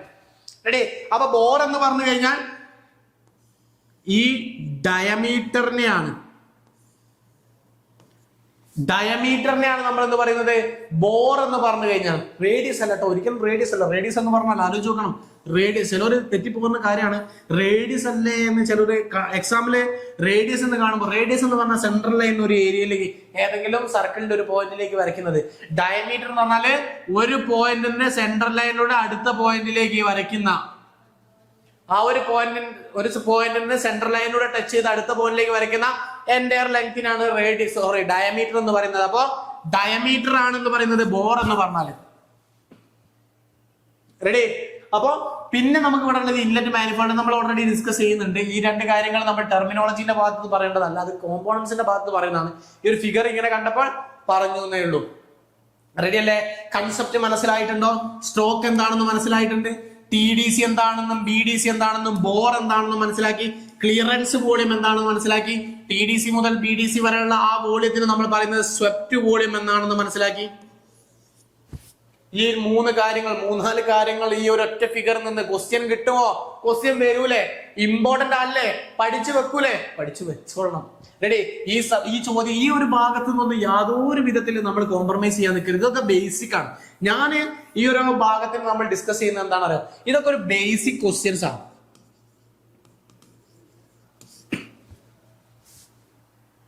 എന്താണ് ബേസിക് ക്വസ്റ്റ്യൻസ് എന്ന് പറഞ്ഞു കഴിഞ്ഞാൽ ആലോചിക്കുക. ഈ ക്വസ്റ്റ്യൻസ് എന്തായിരിക്കും? നമ്മുടെ ഒരു 100 കുട്ടികൾ ഉണ്ടെങ്കിൽ 99 ആൾക്കാർക്കും ഇത് അറിയാം. ബാക്കി വരുന്ന ഒരു കുട്ടി നമ്മളായി കഴിഞ്ഞാൽ നമുക്ക് ആ മാർക്ക് പോയില്ലേ? ഈ 99 ആളിൽ നിന്ന് നമ്മൾ എന്തായി? തോൽവി അല്ലെ? നമ്മുടെ റാങ്ക് ഡ്രോപ്പ് വന്നില്ലേ? അപ്പൊ ഇത് ബേസിക് ഉള്ള ക്വസ്റ്റ്യൻസ് ഒക്കെ ഈ 99ന്റെ ഉള്ളിൽ എത്താൻ ശ്രമിക്കാം. അല്ലെങ്കിൽ വലിയ വില കൊടുക്കേണ്ടി വരും. കിട്ടിയല്ലോ? റെഡി അല്ലേ? ഓക്കെ. അടുത്തത് നമ്മൾ ഒരിക്കൽ കൂടി നമ്മൾ നേരത്തെ പറഞ്ഞിട്ടുള്ള കാര്യങ്ങളൊക്കെ ഒന്നുകൂടി എന്ത് ചെയ്യാം, ഒന്ന് ക്രോഡീകരിക്കാം. ഒന്ന് എന്താണ് bore? The inside diameter of the engine cylinder. Engine സിലിണ്ടറിന്റെ ഡയമീറ്ററിനെയാണ് നമ്മൾ എന്ത് പറയുന്നത്? ബോർ എന്ന് പറഞ്ഞിട്ടുണ്ടായിരുന്നത്. എൻറ്റയർ ഡയമീറ്റർ അല്ലെ? ഒരു സർക്കുലർ നോക്കിക്കഴിഞ്ഞാൽ അവിടെ ഈ ഒരു പോയിന്റിൽ നിന്ന് സെൻട്രൽ ലൈനിലൂടെ ഞാൻ ഒരു ലൈൻ വരച്ചു കഴിഞ്ഞാൽ, ഒരു എൻഡിൽ നിന്ന് അടുത്ത എൻഡിലേക്ക് സെൻട്രൽ ലൈനിലൂടെ ടച്ച് ചെയ്ത് ഒരു ലൈൻ വരച്ചു കഴിഞ്ഞാൽ ഡയമീറ്റർ എന്നാ പറഞ്ഞിട്ടുണ്ടായിരുന്നത്. ആ ഡയമീറ്ററിനെ, ആ സിലിണ്ടറിനെ ഇങ്ങനെ വെച്ചപ്പോൾ നിങ്ങൾ കണ്ടു. ഞാൻ ആ സിലിണ്ടറിനെ എന്ത് ചെയ്തു? ഞാൻ ഇങ്ങനെ നോക്കുക, ഞാൻ മേലെ നോക്കുക, ഒരു ഗ്ലാസ് ഒക്കെ കാണുക, ഒരു സിലിണ്ടർ പോലെ അല്ലെ? സിലിണ്ടറിന്റെ പേരുള്ളത്. അപ്പൊ ഞാൻ മേലെ നോക്കുമ്പോ എന്താ, ഒരു ഗ്ലാസിനെ പോലുള്ള ഒരു കൺസെപ്റ്റ് ആണ്. അപ്പൊ അതിന്റെ എന്താണ്? അതിന്റെ ഡയമീറ്ററിനെയാണ് നമ്മൾ എന്ത് പറയുന്നത്? ബോർ എന്ന് പറഞ്ഞിട്ടുണ്ടായിരുന്നത്. അതിന്റെ ഡയമീറ്ററിനെയാണ് നമ്മൾ എന്ത് പറഞ്ഞിട്ടുണ്ടായിരുന്നത്? ബോർ എന്ന് പറഞ്ഞിട്ടുണ്ടായിരുന്നത്. കിട്ടിയല്ലോ?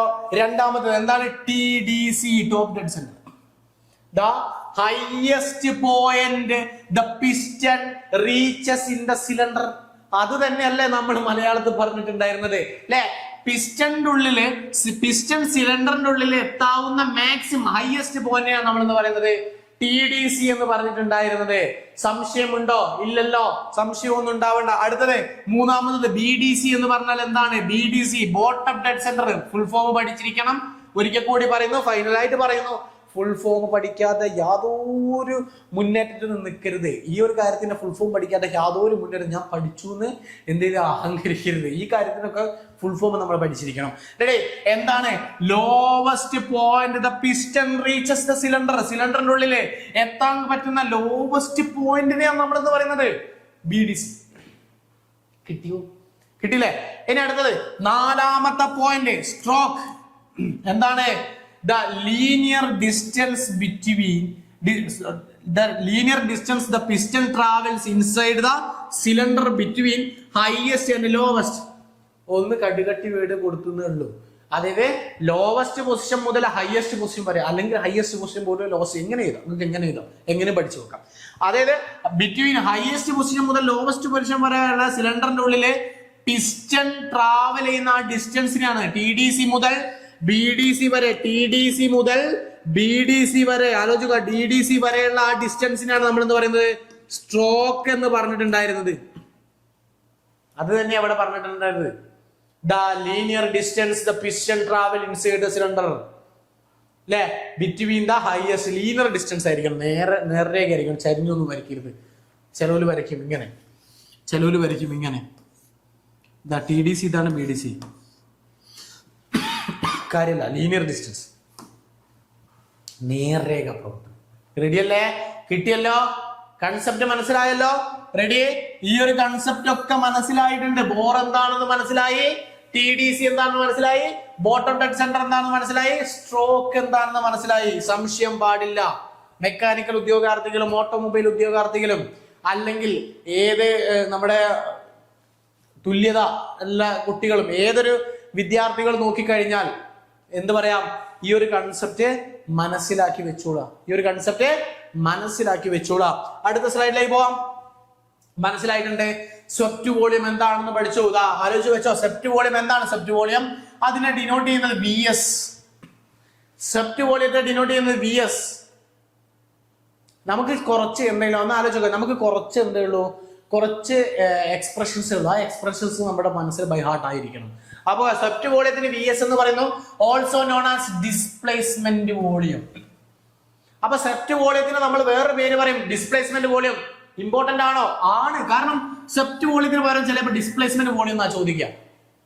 സ്വെപ്റ്റ് വോളിയം നമ്മൾ പഠിച്ചു പോയിട്ടുണ്ടാവും, പക്ഷെ ഡിസ്പ്ലേസ്മെന്റ് വോളിയം പഠിച്ചു പോയിട്ടുണ്ടാവില്ല. പക്ഷെ എക്സാമിന് ചോദിക്കുക എന്തായിരിക്കും? സ്വെപ്റ്റ് ഡിസ്പ്ലേസ്മെന്റ് വോളിയം എന്നായിരിക്കും.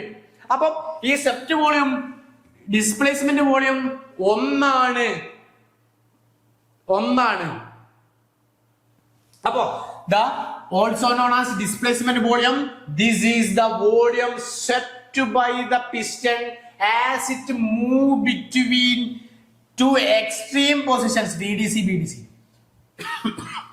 അതായത് TDC മുതൽ BDC വരെ പിസ്റ്റൺ മൂവ് ചെയ്യുന്ന സമയത്ത്, TDC മുതൽ BDC വരെ പിസ്റ്റൺ മൂവ് ചെയ്യുന്ന സമയത്ത് ആ പിസ്റ്റൺ സ്വെപ്റ്റ് ചെയ്യുന്ന, അപ്പൊ അവിടെ ആ TDCക്കും BDCക്കും ഇടയിലുള്ള ആ വോളിയത്തിന് നമ്മൾ പറയുന്ന പേര് സ്വെപ്റ്റ് വോളിയം എന്നായിരുന്നു. അതിന്റെ എക്സ്പ്രഷൻ എന്തായിരുന്നു? VS എന്നായിരുന്നു. Capital V small s. Ready? അടുത്തത് clearance volume VC, capital V small c. എന്താണ് clearance volume? The remaining space of cylinder when the piston at TDC. അല്ലേ? പിസ്റ്റൺ TDCയിൽ എത്തുന്നതിന് മുകളിലേക്കുള്ള ഭാഗങ്ങളെയാണ് നമ്മൾ എന്ത് പറയുന്നത്? Clearance volume. സംശയമുണ്ടോ? ഇല്ല, അവിടെ ശ്രദ്ധിച്ചോ. ഒരു പിസ്റ്റന്റെ TDC വരച്ചു, ഞാൻ BDC വരച്ചു, രണ്ട് ഭാഗങ്ങളും വരച്ചു. റെഡി? അപ്പൊ TDCക്ക് മുകളിലുള്ള ഈ ഒരു TDCക്കും BDCക്കും അല്ലെ, TDCക്കും BDCക്കും ഇടയിലുള്ള ഈ ഏരിയനെ നമ്മൾ പറയുന്നത് സ്വെപ്റ്റ് വോളിയം VS. കിട്ടി? അപ്പോ ഈ VSന് മുകളിലുള്ള ഈ ഭാഗം അല്ലെ TDCക്ക് മുകളിലുള്ള ഭാഗത്തിന് നമ്മൾ പറയുന്നത് എന്താ? VC, clearance volume. റെഡി അല്ലേ? സംശയമൊന്നുമില്ലല്ലോ. അപ്പൊ ക്ലിയറൻസ് വോളിയം എന്ന് പറഞ്ഞാൽ VC എന്നാ ഡിനോട്ട് ചെയ്യുക. The remaining space of the cylinder when it is the piston at TDC. TDCക്ക് മുകളിലുള്ള റിമൈനിങ് സ്പേസ്. പിസ്റ്റൺ TDCയിൽ വന്ന് നിൽക്കുമ്പോൾ ബാക്കി ഉണ്ടാവുന്ന ആ കമ്പഷൻ ചേംബർ, അങ്ങനെ പറയാം, കമ്പഷൻ ചേംബർ. റെഡി? അടുത്തത് സിലിണ്ടർ വോളിയം എന്ന് പറഞ്ഞിട്ടുള്ള ഒരു കൺസെപ്റ്റ് ഉണ്ട്. സിലിണ്ടർ വോളിയം എന്ന് പറഞ്ഞു കഴിഞ്ഞാൽ നമ്മൾ പഠിച്ചിട്ടുണ്ട്, നേരത്തെ ഞാൻ പറഞ്ഞു. സിലിണ്ടർ വോളിയം എന്ന് പറഞ്ഞു കഴിഞ്ഞാൽ ടോട്ടൽ വോളിയം എന്നും പറയും. ടോട്ടൽ വോളിയം എന്ന് പറയൂ. ഇവിടെ നോക്കിയോ, the sum of swept volume and clearance volume. അത് നമ്മൾ ഡിനോട്ട് ചെയ്യുന്നത്, സിലിണ്ടർ വോളിയത്തിനെ ഡിനോട്ട് ചെയ്യുന്നത് വി എന്നായിരുന്നു. ആലോചിച്ച് നോക്കുക, വി എസ് സെപ്റ്റ് വോളിയം ആണ്, വി സി ക്ലിയറൻസ് വോളിയം ആണ്. ആ സെപ്റ്റ് വോളിയം ക്ലിയറൻസ് വോളിയം കൂട്ടിക്കഴിഞ്ഞാൽ നമ്മൾ പറഞ്ഞിട്ടുണ്ട് ക്യൂബിക് കപ്പാസിറ്റി, കംപ്ലീറ്റ് കപ്പാസിറ്റി നമ്മൾ ടോട്ടൽ വോളിയം കിട്ടിയിട്ടുണ്ട്. അപ്പൊ ആ ടോട്ടൽ വോളിയത്തിൽ നമ്മൾ എങ്ങനെ മനസ്സിലാക്കാം, വി എന്നാ ഡിനോട്ട് ചെയ്യുക ടോട്ടൽ വോളിയം. വേറൊരു പേരുണ്ട്, നമ്മൾ സെപ്റ്റ് വോളിയത്തിന് ഡിസ്പ്ലേസ്മെന്റ് വോളിയം എന്ന് പറഞ്ഞതുപോലെ തന്നെ ഈ ടോട്ടൽ വോളിയത്തിന് വേറൊരു പേര് സിലിണ്ടർ വോളിയം എന്ന് പറയുന്നുണ്ട്. ആ സിലിണ്ടർ വോളിയം ഡിനോട്ട് ചെയ്യുന്നത് വി ആണ്. വി എന്ന് പറഞ്ഞു കഴിഞ്ഞാൽ Sept volume plus clearance volume ആയിരുന്നു. മനസ്സിലായോ? സംശയമൊന്നുമില്ലല്ലോ. റെഡി? അടുത്തത് കംപ്രഷൻ റേഷ്യോ. ഏറ്റവും ഇമ്പോർട്ടന്റ് ആയിട്ടുള്ള കാര്യമാണ് compression ratio. Compression ratio, it is the ratio of total cylinder volume the clearance volume. അതായത് ഞാൻ എന്ത് ചെയ്യാ, ഇവിടെ കൊടുത്തിട്ടുണ്ട്, ജസ്റ്റ് ഇവിടെ മനസ്സിലാക്കി വെക്കാം. ഞാനിതാ the ratio of total cylinder volume v അല്ലെ, the total cylinder volume v divided by ratio എന്നാ പറഞ്ഞിട്ടുള്ളത് ടോട്ടൽ സിലിണ്ടർ വോളിയവും അതുപോലെ തന്നെ ക്ലിയറൻസ് വോളിയവും. അതായത് total cylinder volume clearance volume തമ്മിലുള്ള റേഷ്യോനാണ് നമ്മൾ എന്ത് പറഞ്ഞിട്ടുണ്ടായിരുന്നത്, കംപ്രഷൻ റേഷ്യോ. അങ്ങനെ തന്നെ പഠിച്ചിട്ട് കംപ്രഷൻ റേഷ്യോ നമ്മൾ പല സാഹചര്യങ്ങളും കേട്ടിട്ടുണ്ട്. നിത്യജീവിതത്തിൽ കംപ്രഷൻ റേഷ്യോ എഞ്ചിൻസ് എന്നൊക്കെ നമ്മൾ കേട്ടിട്ടുണ്ട്. എന്താണ് compression ratio of engine, diesel engines ഒക്കെ നമ്മൾ പഠിക്കണം. അടുത്ത സ്ലൈഡിൽ നമ്മൾ പഠിക്കുന്നുണ്ട്. റെഡി? അപ്പൊ എന്താണ് കംപ്രഷൻ റേഷ്യോ എന്ന് പറഞ്ഞു കഴിഞ്ഞാൽ ആലോചിച്ച് വെച്ചോ, ടോട്ടൽ സിലിണ്ടർ വോളിയം, ഒരിക്കൽ കൂടി ഞാൻ ഇവിടെ എഴുതി തരാം, total cylinder volume b divided by remaining പാർട്ടിലെ വോളിയം സി. ഞാൻ ഇതെന്ത് ചെയ്യാ, ഈ ഒരു എക്സ്പ്രഷൻ ഞാൻ ഒന്നുകൂടി മാറ്റിയ ടോട്ടൽ സിലിണ്ടർ വോളിയത്തിന് നമ്മൾ എന്ത് ചെയ്തിട്ടുണ്ട്, swept volume plus clearance volume divided by v c. Ready അല്ലേ? ഇത് രണ്ടും കൂടി ചേർന്ന ടോട്ടൽ വോളിയം ആയില്ലേ? നമ്മൾ നേരത്തെ പഠിച്ചു. ഇത് നമ്മൾ നേരത്തെ പഠിച്ചല്ലേ, സംശയമൊന്നുമില്ലല്ലോ. കിട്ടിയല്ലേ? അപ്പൊ ഇത് ഈ കൺസെപ്റ്റ് മനസ്സിലായി. ഇതിനെ നമ്മൾ ഈ ഒരു ഇക്വേഷൻ പഠിച്ചിരിക്കണം. ഇതിനെ നമ്മൾ പറയുന്ന പേര് compression ratio. Compression ratio denote ചെയ്യുന്നത് സ്മോൾ ലെറ്റർ ആർ ആണ് കേട്ടോ. സ്മോൾ ലെറ്റർ ആർ ആണ് ഈ കംപ്രഷൻ റേഷ്യോ ഡിനോട്ട് ചെയ്യാം. കംപ്രഷൻ റേഷ്യോനെ ഡിനോട്ട് ചെയ്യുന്നത് സ്മോൾ ലെറ്റർ ആർ ആണെന്ന് മനസ്സിലാക്കി വെക്കുക, ആർ. അപ്പൊ ഇതിന് ഇങ്ങനെ ഒരു ഇക്വേഷൻ കിട്ടി. എക്സ്പ്രഷൻ പഠിക്കണം. ഞാൻ പറഞ്ഞിട്ടുണ്ട് ഏതൊരു എക്സ്പ്രഷൻ ഉണ്ടെങ്കിലും അത് പഠിച്ചിരിക്കണം. അപ്പൊ ക്ലിയറൻസ് വോളിയം കിട്ടി, സോറി കംപ്രഷൻ റേഷ്യോ കിട്ടി. ഇതിനെ നമുക്ക് മറ്റൊരു രീതിയിൽ എക്സ്പ്രസ് ചെയ്യല്ലോ. ഇത് രണ്ടും വെട്ടിപ്പോയി കഴിഞ്ഞാൽ നോക്ക്, 1 പ്ലസ് അല്ലെ, വി സിയും പോയി കഴിഞ്ഞാൽ അവിടെ ഒന്നുണ്ട്, 1 plus v s divide by എന്ത് വരും, വി സി അല്ലെ. ഈ വി സി എന്ന് പറഞ്ഞാൽ രണ്ടിനും കോമൺ അല്ലേ, രണ്ടിനും കോമൺ അല്ലേ. അതുകൊണ്ടല്ലേ നമ്മൾ എന്ത് ചെയ്യുന്നത്, വി സി ബോത്ത് കോമൺ എന്ന് പറഞ്ഞാൽ ഇതും വെട്ടിപ്പോയി കഴിഞ്ഞാൽ കിട്ടിയോ, മനസ്സിലായോ? ഇവിടെ ശ്രദ്ധിക്കാം. വി എന്ന് പറഞ്ഞു കഴിഞ്ഞാൽ വി ബൈ വി സി എന്ന് പറയുന്നതായിരുന്നു കംപ്രഷൻ റേഷ്യോ. വി എന്ന് പറഞ്ഞു കഴിഞ്ഞാൽ നമ്മൾ എന്ത് പറഞ്ഞിട്ടുണ്ട്, v s plus v c എന്ന് പറഞ്ഞിട്ടുണ്ട്. അതിനെ ഡിവൈഡ് ബൈ വി സി എന്ന് പറഞ്ഞിട്ടുണ്ട്. ഇതാണ് കംപ്രഷൻ റേഷ്യോ. ഇതൊരു വ്യത്യാസമില്ല, ഞാൻ ഒന്നും വ്യത്യാസം പറ്റുന്നില്ല. ഇത് രണ്ടും വെട്ടിക്കഴിഞ്ഞാൽ നമുക്ക് കിട്ടും, രണ്ട് വി സികൾ തമ്മിൽ വെട്ടിക്കഴിഞ്ഞാൽ ഇത് രണ്ടും ബോത്തല്ലേ. അപ്പൊ നമ്മൾ എന്ത് പറയാം, 1 plus v s divide by v c. ഇത് തിരിച്ചെഴുതിയാലും കറക്റ്റ്. പക്ഷെ നമ്മളൊരു എക്സ്പ്രഷൻ ആകുമ്പോൾ അങ്ങനെ ചെയ്താ ഇത് ബേസ് ചെയ്തിട്ടുള്ള ക്വസ്റ്റ്യൻസ് ഒക്കെ കാണാറുണ്ട്. ഇത് ബേസ് ചെയ്തിട്ടുള്ള ക്വസ്റ്റ്യൻസ് കാണാറുണ്ട്. അപ്പൊ ഈ മൂന്ന് എക്സാമ്പിൾസും 3 എക്സ്പ്രഷൻസും പഠിച്ചിരിക്കണം. V divide by v c, v s plus v c divide by v c, compression ratio equal 1 plus v s divide by v c. 3 എണ്ണം പഠിച്ചു.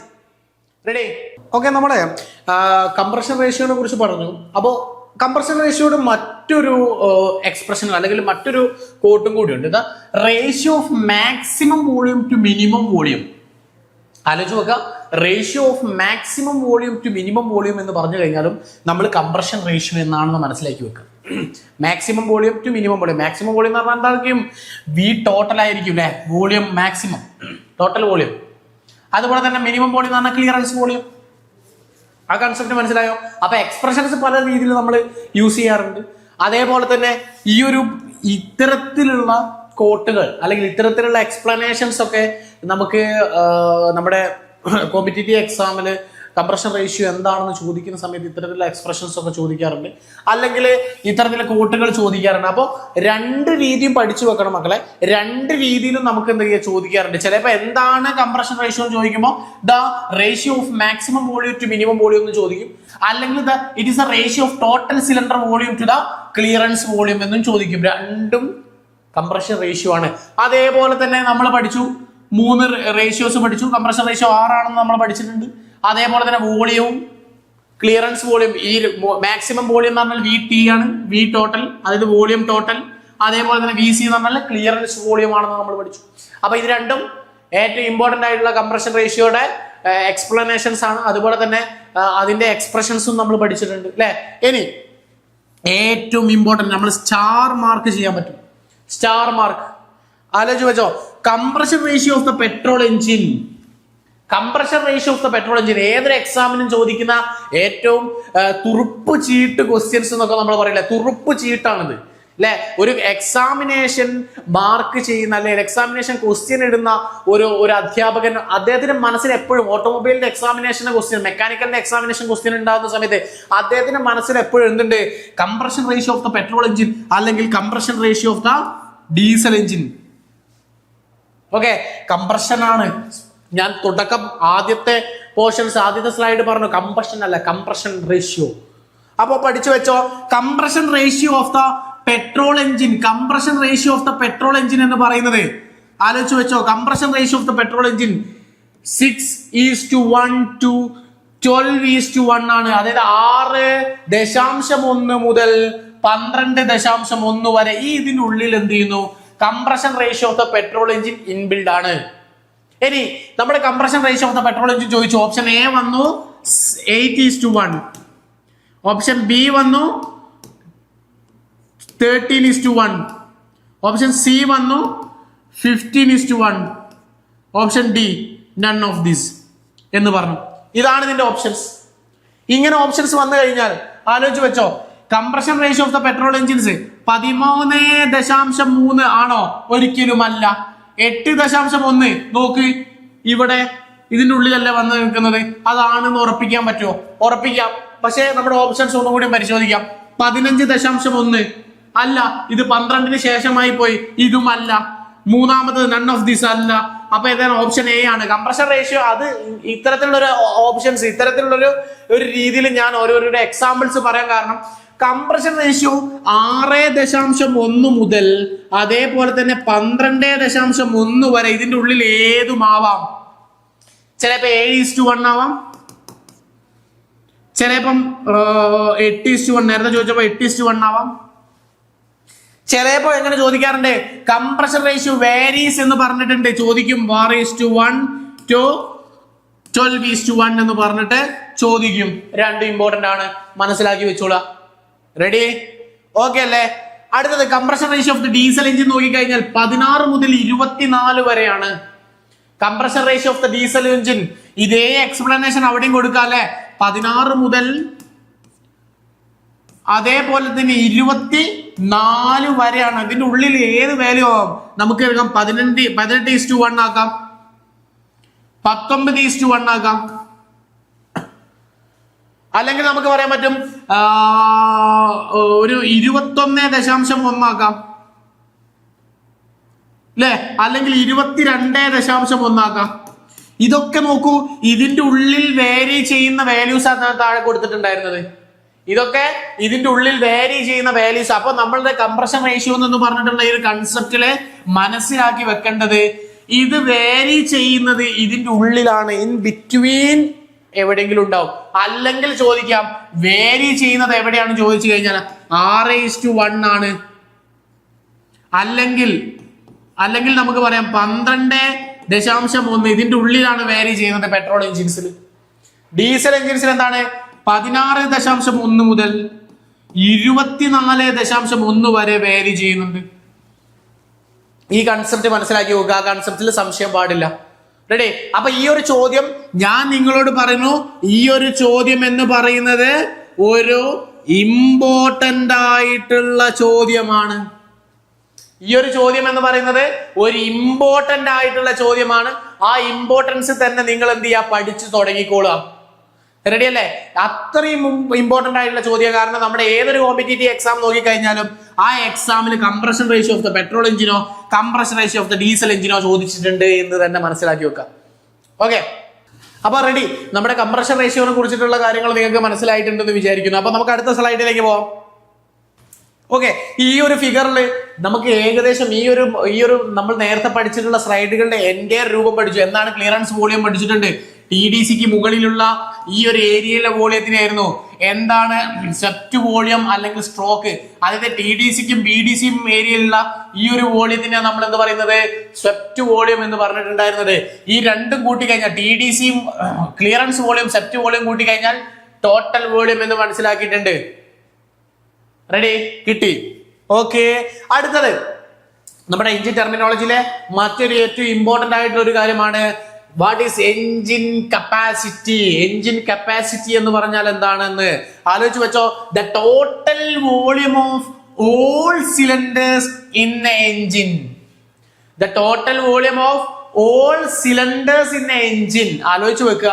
ഞാൻ എന്തുണ്ട്, ഓൾ സിലിണ്ടേഴ്സ് നമുക്കറിയാം. നമ്മൾ സിംഗിൾ സിലിണ്ടർ എഞ്ചിൻ ഉണ്ട്, നമുക്ക് പഠിക്കാനുണ്ട്. അതുപോലെ തന്നെ ട്രിപ്പിൾ സിലിണ്ടർ എഞ്ചിൻസ്, അതായത് 1, 2, 3, അതായത് സിലിണ്ടറുകളുടെ എണ്ണം ഇങ്ങനെ കൂടി പോകാറുണ്ട്. 6 സിലിണ്ടർ എഞ്ചിൻ ഉണ്ട്, 4 സിലിണ്ടർ എഞ്ചിൻ ഉണ്ട്, 3 സിലിണ്ടർ എഞ്ചിൻ ഉണ്ട് അല്ലെ, 1 സിലിണ്ടർ എഞ്ചിൻ ഉണ്ട്, സിംഗിൾ സിലിണ്ടർ എഞ്ചിൻ ഉണ്ട്. അപ്പോ എന്താണ് എഞ്ചിൻ കപ്പാസിറ്റി എന്ന് പറഞ്ഞു കഴിഞ്ഞാൽ ഇവിടെ നോക്ക്, ഒരു 3 സിലിണ്ടർ എഞ്ചിന്റെ ഒരു ഡയഗ്രാം എടുത്തിട്ടുള്ളത്. ഇതിന്റെ total engine capacity, total all cylinder, total volume, എല്ലാ വോളിയത്തിന്റെയും എല്ലാ സിലിണ്ടറിന്റെയും വോളിയങ്ങൾ തമ്മിൽ കൂട്ടിക്കഴിഞ്ഞാൽ എല്ലാ സിലിണ്ടറിന്റെയും VT1 plus VT2 plus VT3 അല്ലെ.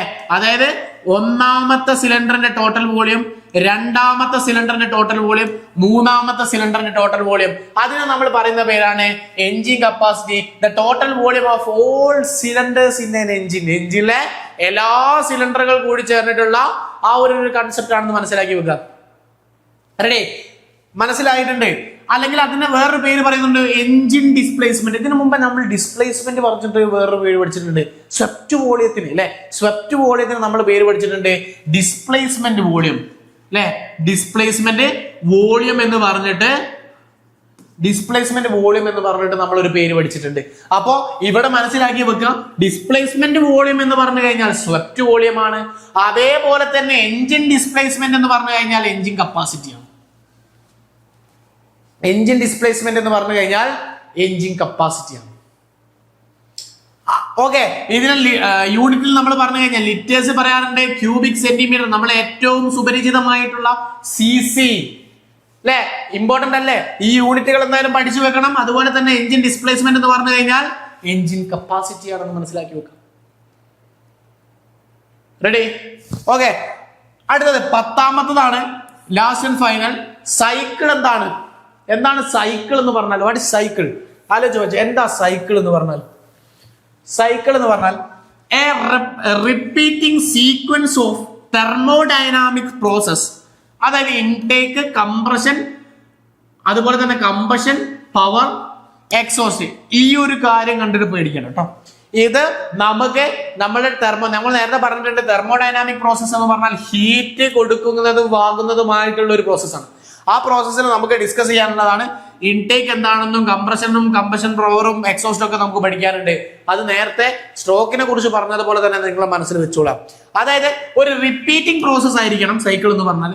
ഒരു സീക്വൻസ്, റിപ്പീറ്റിംഗ് സീക്വൻസ് ആയിരിക്കണം. ഒരു തെർമോഡൈനാമിക് സൈക്കിൾ ആയിരിക്കണം. That convert thermal energy to usable mechanical work. Okay, thermal energy to usable mechanical work. അതിനെയാണ് നമ്മൾ എന്ന് പറയുന്നത് സൈക്കിൾ എന്ന് പറയുന്നത്.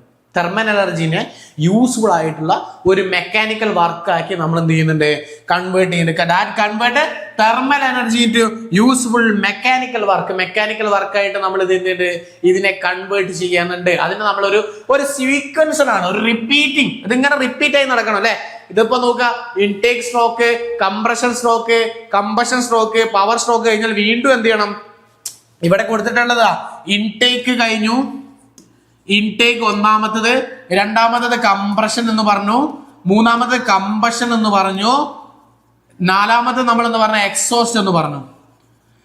ഒരു സൈക്കിൾ എന്ന് പറഞ്ഞാൽ വീണ്ടും എക്സോസ്റ്റ് കഴിഞ്ഞാൽ വീണ്ടും ഇൻടേക്കിൽ എത്തണം. അങ്ങനെ ഇൻടേക്ക് ഓരോന്നായിട്ട് ഇതിങ്ങനെ ഒരു സൈക്ലിക് പ്രോസസ്സിൽ ഇങ്ങനെ റിപ്പീറ്റ് ആയി നടന്നുകൊണ്ടേയിരിക്കണം.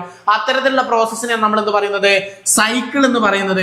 അതേപോലെ തന്നെ ഇവിടെ തെർമോഡൈനാമിക് സൈക്കിളിന് നമ്മൾ ഈ ഒരു ഓട്ടോമൊബൈൽ എഞ്ചിന്റെ വർക്കിംഗ് നോക്കിക്കഴിഞ്ഞാൽ ഇത്തരം പ്രോസസ്സുകൾ അവിടെ എന്തുണ്ട്, ഇൻബിൽഡ് ആയിട്ടുണ്ട്. അത് നമുക്ക് പഠിക്കാനുണ്ട് എന്ന് ആലോചിച്ച് നോക്കുക. അവിടെ എന്താ ചെയ്യുന്നത്, കൺവേർട്ട് തെർമൽ എനർജിയെ, നമ്മൾ നേരത്തെ പറഞ്ഞിട്ടുണ്ട് ഹീറ്റ് എനർജിയെ മെക്കാനിക്കൽ എനർജി. അതേപോലെ തന്നെ ഇതാ തെർമൽ ഹീറ്റ് എനർജി എന്ന് പറഞ്ഞു കഴിഞ്ഞാൽ, കെമിക്കൽ എനർജി എന്ന് പറഞ്ഞു കഴിഞ്ഞാൽ ഒക്കെ നമ്മൾ എന്ത് ചെയ്യാൻ, ഓട്ടോമൊബൈൽ എഞ്ചിനിലെ വർക്കിംഗ് ആയിട്ട് നമ്മൾ കണക്കാക്കാറുണ്ട് അല്ലെ. തെർമൽ എനർജിയെ അതുപോലെ തന്നെ മെക്കാനിക്കൽ എനർജി ആയിട്ട് മാറ്റുന്നു എന്ന് മനസ്സിലാക്കി വെക്കുക.